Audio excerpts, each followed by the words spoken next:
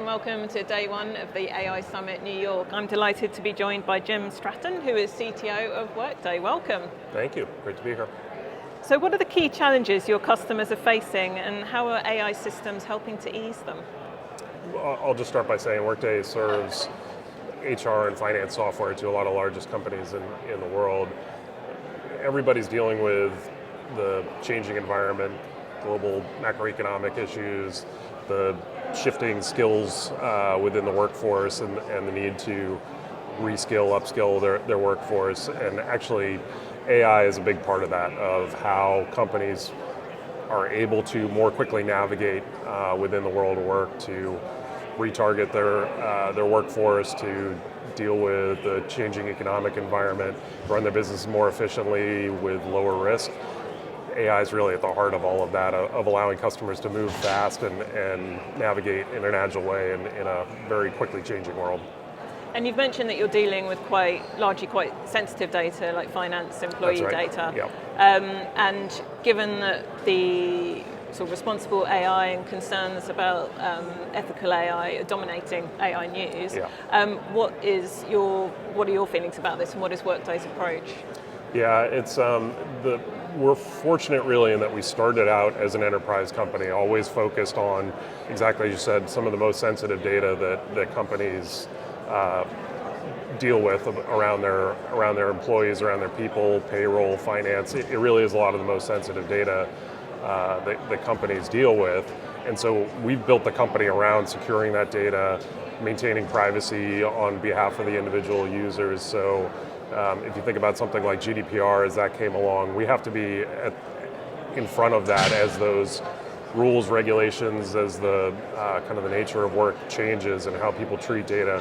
We really have to be on the front edge of that because of the type of data that we have. So that's always been built into the core of what we do, and that's no different when it comes to the world of AI. The thing that's interesting about where AI is going is there's this gap, really kind of a trust gap, I would say, between what businesses and business leaders see as the potential for it and what the leverage that they can get out of it, and individuals' belief and trust that it'll be used for good. And so trying to close that trust gap is a big part of what we do, actually. And I think the development of responsible AI and transparency around how the technology is being built and that individuals are interacting with an AI system, that's what we're going to really need to do to close that trust gap, is to build things responsibly and show the users that it's being built responsibly. And what does responsible AI mean to you?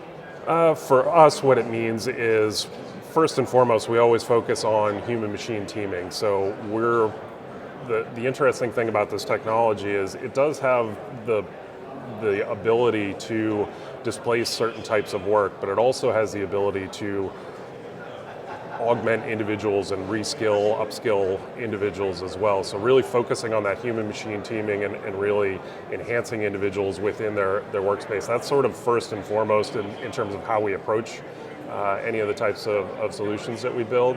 And then internally we have governance systems, a whole responsible AI framework. We have a responsible AI board that's set up with a diverse group of individuals across product and technology, legal, our chief diversity officer. So having a broad overview across what types of solutions we're building, how we're building them, how we test those solutions, and then deciding whether or not to ever push a particular feature out, to make sure that we're enhancing individuals and doing no harm in what we do.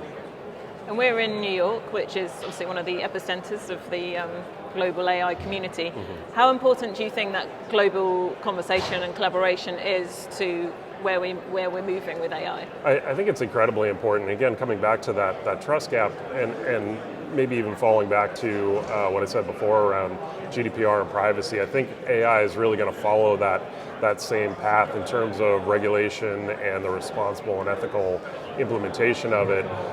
That had to be done on a global level as well from a privacy standpoint, and really the EU led the way and the US has followed suit. And actually it's interesting being here in New York. I'm from California, and New York and California are two of the leading states in terms of looking out for individuals' privacy and regulation around that.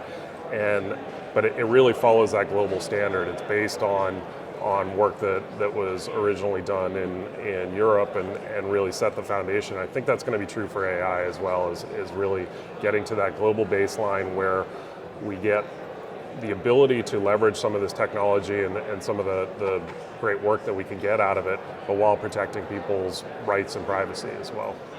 So Workday is running a roundtable later today on the potential collaboration between humans and machines. What do you think are the key themes that are going to come out of that discussion?